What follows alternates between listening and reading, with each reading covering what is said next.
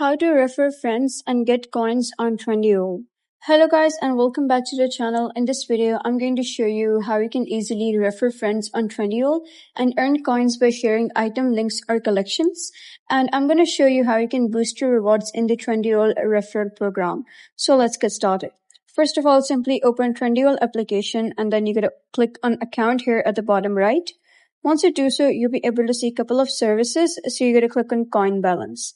And then you'll be redirected to another interface that would look something like this. So if you have any coins, you'll be able to see them over here. So now we have a couple of options here too, such as earn coins, go to my coupons, share and win, and scratch and win. So if you have any card, so you can simply scratch that and type that code down over here and you can win coins. You can click on share and win over here.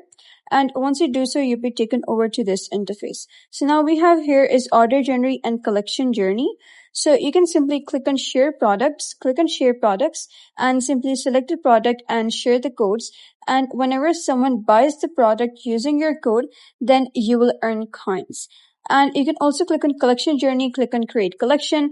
And just like that, you can create new collections, share your new collections with friends, ask them to save your collections, win coins on the first day of the next month and convert your coins to coupons. And then you can use those coupons to buy various items.